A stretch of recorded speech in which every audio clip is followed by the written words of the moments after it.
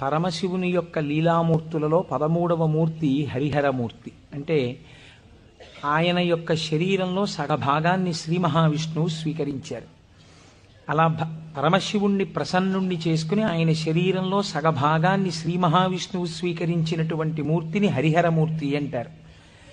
నువ్వు ఎటువంటి భక్తితో ఎటువంటి ఉపాసన చేసి శంకరుని యొక్క శరీరంలో అర్ధభాగాన్ని పొందావో ఆ ఉపాయాన్ని నాకు చెప్పవలసినది అని పార్వతీదేవి నారాయణుణ్ణి ప్రార్థన చేస్తే శ్రీమన్నారాయణుడు పార్వతీదేవికి ఉపదేశం చేసినటువంటి స్తోత్రమే శివాష్టోత్తర శతనామ స్తోత్రం.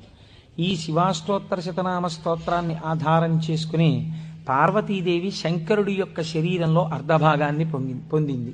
అది 14వ స్వరూపం. దాన్ని అర్ధనారీశ్వర స్వరూపము అని పిలుస్తారు.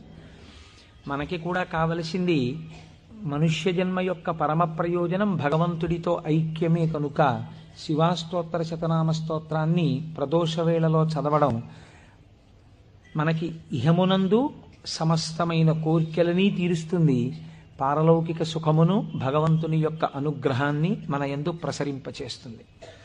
నిన్నటి రోజున శివనామం గురించి మీతో కొంత నేను ప్రస్తావన చేసి ఉన్నాను. శివో మహేశ్వర అని పిలుస్తారు. ఈ మహేశ్వర అనబడేటటువంటి నామం చిత్రమైనటువంటి నామం. మనకి మంత్రపుష్పం చెప్పినప్పుడు ఒక మాట చెప్తుంటాం, ఈశాన సర్వ విద్యానాం ఈశ్వర సర్వభూతానాం బ్రహ్మాధిపతిర్బ్రహ్మణోధిపతిర్బ్రహ్మ శివో మే అస్తు సదాశివోం అని. సర్వమంగళములకు కారణమైనటువంటి వాడు, సర్వ జగన్నియామకుడు, సృష్టి స్థితి లయలు చేసేటటువంటి వాడు తానొక్కడే అయి ఉండి కానీ సృష్టి చేసినప్పుడు ఒకడిగా, స్థితికారకుడిగా ఉన్నప్పుడు ఒకడిగా, లయకారకుడిగా ఉన్నప్పుడు ఒకడిగా, మూడుగా కనపడుతూ ఆయన యొక్క అనుగ్రహము చేత జ్ఞానము కలిగినప్పుడు అవి మూడు కావు ఒక్కటే అన్న జ్ఞానము ఎవరి నుంచి ప్రసరిస్తుందో ఆయన మహేశ్వరుడు. ఆయనే మూడుగా కనపడేటటువంటి ఒక్కటి. అందుకే పోతన గారు భాగవతంలో ఒక చోట ఒక మాట అంటారు, మూడు మూర్తులకును మూడు రూపములకు మూడు కాలములకు మూలమగుచు భేదమగుచు తుది కభేదమయ్యొప్పారు బ్రహ్మమనగ నీవే పాలనయన అని పిలుస్తారు. మూడు రూపములకు మనకి సృష్టి స్థితి లయ అని మూడు మాటలు వాడుతుంటాం. సృష్టి అంటే పూర్వం లేనటువంటి దాన్ని మన కంటికి కనపడేటట్టుగా ఒక కొత్త వస్తువు తయారగుట, ఒక కొత్త ప్రాణి ఆవిర్భవించుట, దానికి సృష్టి కార్యము అంటారు. స్థితి అంటే వచ్చినటువంటి పదార్థము కొంతకాలం అలా క్షేమంగా ఉండుట. లయము అంటే ఎక్కడి నుంచి వచ్చిందో అక్కడికి వెళ్ళిపోవుట. అయితే చాలామందికి ఒక తప్పు అభిప్రాయం ఉంటుంది. రుద్రుడు లేదా శివుడు అనేటప్పటికీ ఆయన సంహారకర్త, అనగా చంపేస్తాడు బాబోయ్. శంకరుణ్ణి ప్రార్థన చేస్తే ఆయన లయకారకుడు కదండి, చంపేస్తాడంటారు. కాదు, అన్ని వేళలా లయము అన్న శబ్దానికి అర్థం కేవలం చంపేయడం కాదు. ఆయన చాలా ఉదారుడై ఉంటాడు. మీకు నేను కొన్ని ఉదాహరణలు చూపిస్తాను. మనకి లయమునందు స్వల్పకాలిక లయము అని ఒక మాట ఉంది. స్వల్పకాలిక లయం అంటే ఏమిటో తెలుసా అండి? నేను ఆఫీస్కి వెళ్ళాననుకోండి, నా ప్రయోజనం ఏమిటి? ఆఫీస్కి వెళ్ళడం దేని గురించి అంటే నా ఇంట్లో ఉన్న భార్యాబిడ్డలు క్షేమంగా సంతోషంగా ఆనందంగా ఉండేటట్టుగా వాళ్ళకి కావలసినటువంటి ద్రవ్యమును సంపాదించడానికి ఆఫీస్కి వెడతాను. ఆఫీస్ ఎంత బాగున్నా నేను ఆఫీస్లో ఉండిపోను. ఆఫీస్కి వెళ్ళడం ఎందుకంటే ఇంటికి వచ్చేయడానికి తప్ప.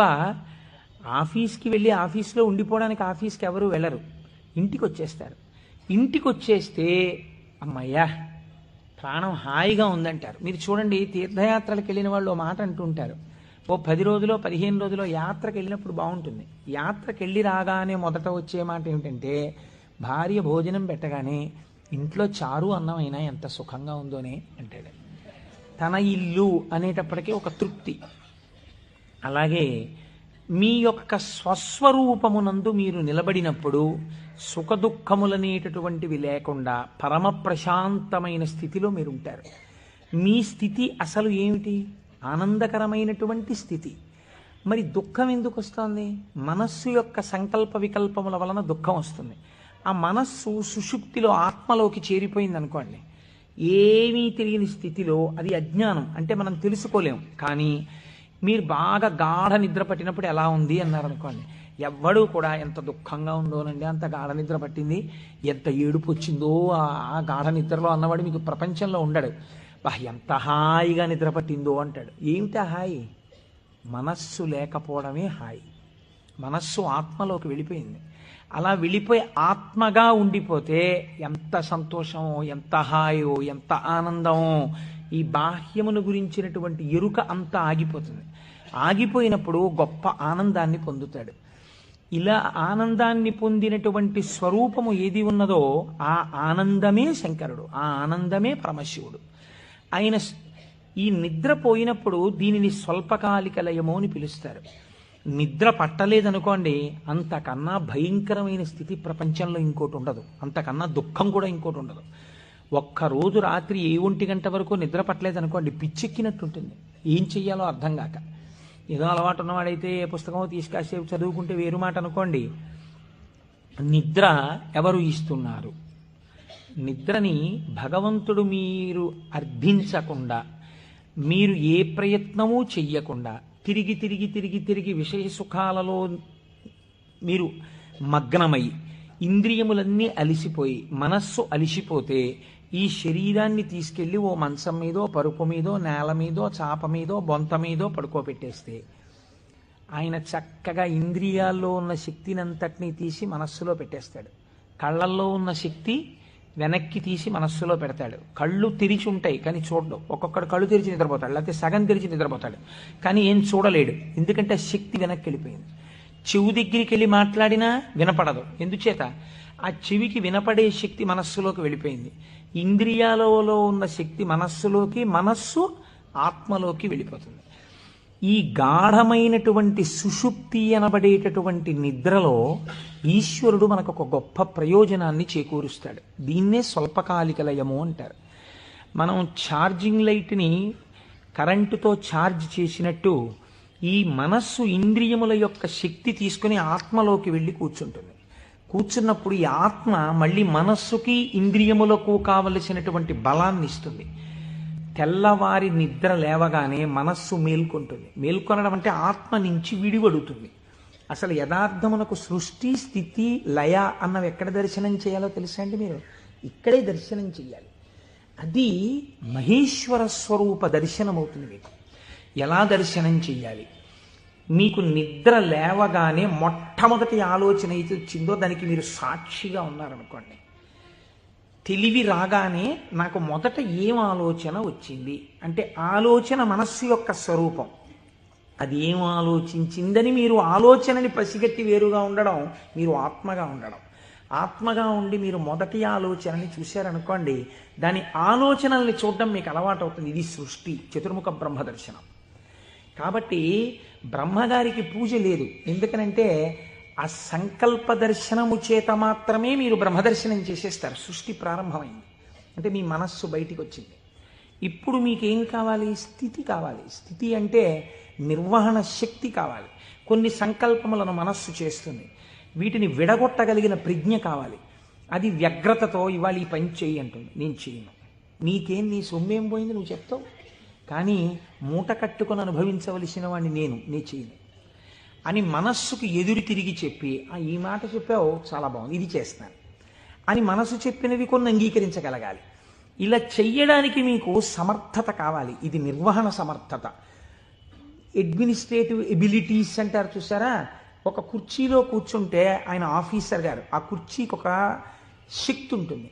ఆ శక్తిని పొంది ఉన్నవాడు స్థితికారకుడు. స్త్రీగా చెప్తే నారాయణి అమ్మవారు, పురుషుడిగా చెప్తే శ్రీ మహావిష్ణువు. ఆయన స్థితికారుడు. కాబట్టి మీరు ప్రాతకాలమునందు తప్పకుండా విష్ణునామం చెప్పాలి. మీరు పూజామందిరంలోకి వెళ్ళి కూర్చోగానే విష్ణునామంతో ప్రార్థన ప్రారంభం కావాలి. అందుకే ఓం కేశవాయ స్వాహ, ఓం నారాయణాయ స్వాహ, ఓం మాధవాయ స్వాహ, గోవింద విష్ణు మధుసూదన త్రివిక్రమ వామన శ్రీధర హృషికేశ పద్మనాభ దామోదర సంకర్షణ అని ఒకవేళ మనకి సరిగ్గా చెప్పడం చేత కాదేమో అని ఋషులు నిర్ణయించేశారు. అసలు పూజ ప్రారంభమే ఆచమనంతో, ఆచమనం విష్ణునామాలతో. ఆ విష్ణువు యొక్క శక్తి మీ యందు ప్రసరిస్తే మీకు సాయంకాలం వరకు ఆ ప్రజ్ఞ అలా వెడుతుంది. ఎందుకంటే జాగృతిలో ఉన్నప్పుడే మీరు ఇంద్రియాల్ని మనస్సుని ఈశ్వర స్వాధీనం చెయ్యాలి. దీనికి కావలసిన ప్రజ్ఞ, మీ ఆలోచనల్ని చక్కదిద్దుకోగలిగిన ప్రజ్ఞ మీ యందు ప్రసరిస్తుంది. కాబట్టి విష్ణు పూజతో రోజు ప్రారంభం కావాలి, విష్ణునామంతో ప్రారంభం కావాలి. తరువాత మీరు అభిషేకం చేసుకోవచ్చు, శివార్చన చేయవచ్చు. నేను అలా చెయ్యవద్దని నేను చెప్పట్లేదు. విష్ణునామంతో ప్రారంభించాలి. మనకి భగవంతుడు ఒక్కడే, కానీ మనకి ప్రయోజనం చేకూర్చడానికి అన్ని రూపాల్ని పొందాడు. రాత్రి నిద్రపోయే ముందు శాస్త్రం అంది 11 మార్లు. ఇంకా నువ్వు నామని చెప్పేసిన తర్వాత ఇక మాట్లాడకూడదు. 11 మాటలు శివ శివ శివ శివ శివ శివ శివ అని 11 మాటలు అనుకుని విశ్రాంతి స్థానమునకు శరీరమును చేర్చేయాలి. ఇక పడుకున్న తర్వాత ఇక మాట్లాడడం. ఇప్పుడు ఈ శివానుగ్రహం స్వల్పకాలిక లయం. సృష్టిని దర్శనం చేశాడు, స్థితికారకుణ్ణి ప్రార్థన చేశాడు. ఈ రోజు చేసినటువంటి పనులన్నీ మంచి పనులైతే నిద్రలో నీకు సాత్వికమైనటువంటి ఆలోచనలు వస్తాయి. సాత్వికమైన ఆలోచనలతో, చిత్తశాంతితో, భయానకమైన కలలు రాకుండా హాయిగా నిద్రపుచ్చగలిగినటువంటి స్వరూపము స్వల్పకాలిక లయమైనటువంటి పరమశివ స్వరూపము. శివనామం చెప్పి నిద్రపోతే నిద్రా సమాధి స్థితి, అది సమాధి స్థితి అవుతుంది. మళ్ళీ లేచాడు, మళ్ళీ సృష్టికర్త దర్శనం చేస్తాడు. తొలితలంపు ఏది వస్తోందో దాన్ని మీరు ఈశ్వరుడి వైపుకి తిప్పడం అలవాటు చేయాలి మనస్సుకి ప్రయత్నపూర్వకంగా. ఫస్ట్ డిక్టమ్ లోపల నుంచి ఏం రావాలో తెలుసా అండి, అది మీరు అలవాటు చేయాలి. అప్పుడు మీరు ఒక రోజుని, కాలమునందు ఒక రోజు అనబడేటటువంటి విభాగమును మహేశ్వరుడిగా మారుస్తున్నారు మీరు. ఇది మహేశ్వరార్చనము. ఒక రోజు మహేశ్వరుడైంది, మీరు ఆ మహేశ్వరార్చన చేత మీరు మహేశ్వరుడైనారు. ఎలా అంటే, మొట్టమొదటి ఆలోచన బయటికి వస్తూనే మనస్సుకి ఒకటి అలవాటు ఉండాలి. ఏమిటో తెలుసా అండి అలవాటు? ఇది చిత్రంగా ఉంటుంది. చిలకకి సహజ స్వభావం ఏమిటి? మీరు ఒక పంజరంలోంచి బయటికి తీస్తే ఎగిరిపోవడం. కానీ కొంతమంది చిలక ప్రశ్న అని జ్యోతిష్యం చెప్పేవాళ్ళు ఉంటారు. వాళ్ళు పంజరంలోంచి తలుపు పైకెత్తి చిలకని బయటికి పిలుస్తారు. చిలక బయటికి వచ్చి ఎగిరిపోదు. ఎగిరిపోకుండా వచ్చి అక్కడ పెట్టిన పుస్తకాలని ముక్కు పెట్టి లాగి ఒక పుస్తకాన్ని నుంచి లోపలికి వెళ్ళిపోయి కూర్చుంటుంది. ఆయన తలుపు వేయలేదనుకోండి, అది ఎగరదు, అందులోనే కూర్చుంటుంది. అదేంటి స్వేచ్ఛగా ఎగిరే చిలక ఎగరకుండా ఇలాంటి పనులు చేయడం ఏంటి అంటే, ఆయన అలా తర్ఫీదు ఇచ్చాడు దానికి, అందుకని అది అలా ప్రవర్తిస్తుంది. మీరు కూడా మీ మనస్సుకి తర్ఫీదు ఇవ్వడం మీకు రావాలి. నిద్ర లేవగానే అది మొదటి సంకల్పం ఏం చెప్పాలో తెలుసా అండి? ఇప్పుడు నీ ఇంట నీ ఆరాధ్య దైవము, నీ కులదైవం ఎవరున్నారో వారు నువ్వు పడుకున్న వైపు నీ తల ఇటువైపు ఉన్నది. సాధారణంగా నిద్రపోయేటప్పుడు ఎడమ వైపుకి నిద్రపోమ్మని శాస్త్రం. నువ్వు కొంచెం ఓరగిలా పడుకుని కొద్దిగా తల కుడిపక్కకి తిప్పి నీ కన్నులు విప్పితే నీ దృష్టి ప్రసారము తిన్నగా నీ కులదేవతా స్వరూపము మీద పడుచున్నది. అది లక్ష్మీనారాయణులు కానివ్వండి, పార్వతీ పరమేశ్వరులు కానివ్వండి. నేను దాని యందు అభ్యంతర ప్రకటన చెయ్యను, ఉన్నది ఒకటే పరబ్రహ్మం. కనుక ఇది మొదటి ఆలోచన కావాలి. ఇది మనస్సుకి మీరు అలవాటు చేయాలి. అంతేకాని టైం అయిపోతోందని గడియారం వంక చూస్తూ కంగారుగా లేవడం అలవాటు కాకూడదు. మీ తల తిప్పి మీ కళ్ళు విప్పితే మీ మొట్టమొదటి దృష్టి ఇలా చెదురుతూ బాగా నిద్రపోయినటువంటి కనులలోంచి జరిగిన మొదటి కిరణ ప్రసారము పరమేశ్వర మూర్తి మీద పడడము చేత పరావర్తనము చెంది ఆ పార్వతీ పరమేశ్వర లేక లక్ష్మీనారాయణ దర్శనము ఇక్కడ జరిగి ఈ కంటితో చూసి లేచిన తర్వాత కాలు పెట్టే ముందు మనస్సు మళ్ళీ సముద్రవసనే దేవి పర్వత స్తనమండలే అని ఒక శ్లోకం చెప్పి కిందకి దిగగానే, గురువుగారు మీరు నాకు ఉపదేశం చేశారు, మీరు చెప్పిన బుద్ధితో ఈనాటి నా రోజు గడుచుగాక అని నేల మీద పడి గురువుగారి పాదాల్ని ఒక్కసారి మనస్సులో ధ్యానం చేసి వారి పాదాలకి శిరస్సు తాటించి పైకి లేవడం. ఇది మీకు అలవాటైందనుకోండి, మీకు తెలియకుండా మీరు మొదటి ఆలోచన రావడానికి సాక్షి. ఇప్పుడు ఈ ఆలోచనని మీరు ఒక దిశానిర్దేశం చేస్తున్నారు.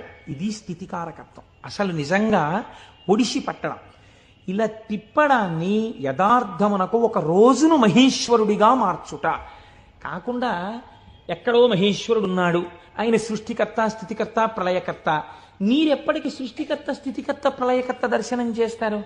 లలితా సహస్రనామంలో, లలితా అష్టోత్తరంలో అమ్మవారికి ఒక నామం ఉంది, భావనామాత్ర సంతుష్టాయై నమః.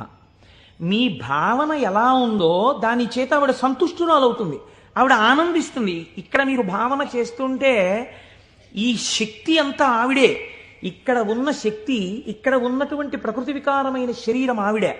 ఇది ఆయన్ని కోరుతోంది. దీన్ని దానితో కలపాలని ఆవిడ తెర పైకెత్తుతుంది. ఇది మాయా అన్న అవనిక ఒక రోజున పైకెత్తేస్తుంది ఆవిడ. అప్పుడు మీరు దానితో కలుస్తారు. ఇది జీవితంలో అనుసంధాన ప్రక్రియగా వెళ్ళవలసినటువంటి మహేశ్వర స్వరూపం. అంతేకాని మహేశ్వర స్వరూపం అనగా ఏదో దేవతలందరి చేత పూజింపబడువాడు, నేను దాన్ని దోషం అంటలేదు, నేను తప్పంటలేదు. కానీ మీరు అలా అనుసంధానం చేసుకుంటే అది భక్తికి బాగా పనికొస్తుంది. అందులో నేను ఎంత మాత్రము దోషమెంచను. కానీ మీకు ఇది నిత్య జీవితమునందు అలవాటులోకి తెచ్చుకోవలసినటువంటి ప్రక్రియ. మీరు ఇలా దర్శనం చేస్తూ వెళుతున్నారనుకోండి, మీ లయ పరమశివుడు. మీరు ఇప్పటిదాకా ఎవరితో కలిసి ఉన్నారు అని అడిగారనుకోండి, నిద్ర లేవగానే మీరు ధైర్యంగా చెప్పగలగాలి, నేను ఇప్పటి వరకు కైలాసమునందు పార్వతీ పరమేశ్వరులతో కలిసి ఉన్నాను. అది నా నిద్ర. ఎందుచేత? నా నిద్రని నేను అలా స్వీకరించాను పడుకోబోయే ముందు. నేను లేచినప్పుడు నేను చతుర్ముఖ బ్రహ్మ దర్శనము చేత సృష్టికర్త దర్శనమే నా యొక్క మేల్కొనుట. నా పూజామందిర ప్రవేశము స్థితికర్త యొక్క ప్రార్థన.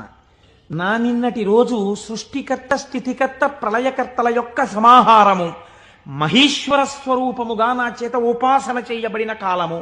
కనుక నేనెవరినయ్యాను? మహేశ్వరోపాసన చేత నేను ఒక మహేశ్వరుడనైనాను. ఇది మీ జీవితమునందు రావలసిన ప్రక్రియ. ఇలా చెయ్యగా చెయ్యగా చెయ్యగా చెయ్యగా భ్రమరకీటక న్యాయంలో ఒకనాడు మీరు ఆ స్వరూపాన్ని పొందుతారు. ఇలా కాకుండా వేరొక రకమైనటువంటి ఆలోచనతో జీవితం వెళ్ళిందనుకోండి, వ్యగ్రతతో, అసలు మీరు ఆత్మలోంచి విడిపడడంలో మీకు కృతజ్ఞతాభావం లేదు.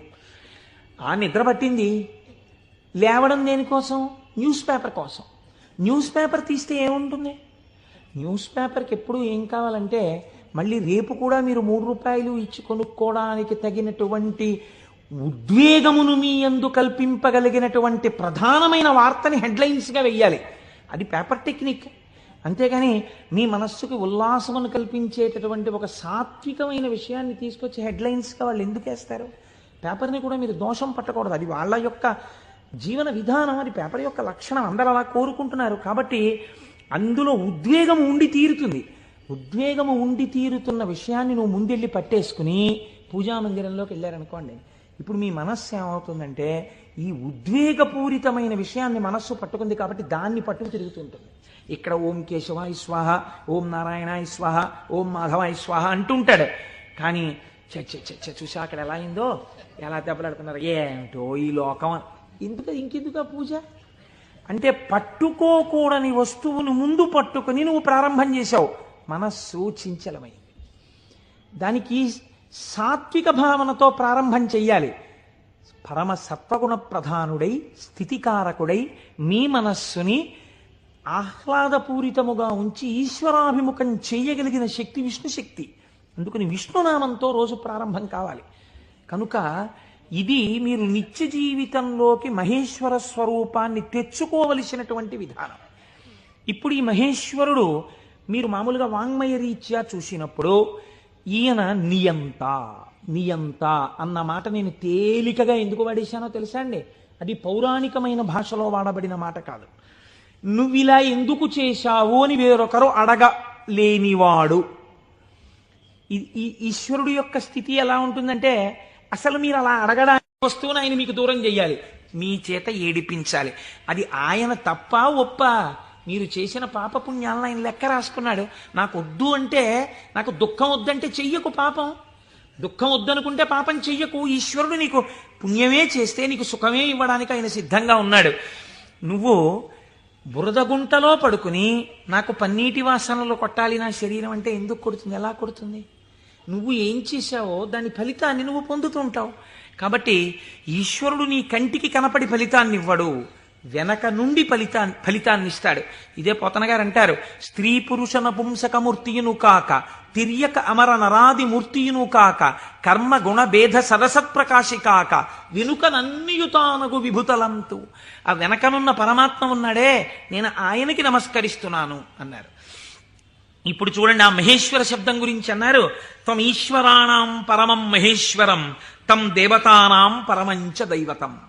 దేవతలందరూ కూడా ఎవరిని ప్రార్థన చేసి నమస్కరిస్తారో, సర్వ జగత్తుని ఎవడు నియమించి పోషించి రక్షించుతున్నాడో, ఎవడు దీనిని నిలబెడుతున్నాడో, ఎవడు తనలోకి తీసేసుకుంటున్నాడో వాడే మహేశ్వరుడు. వాడు సర్వ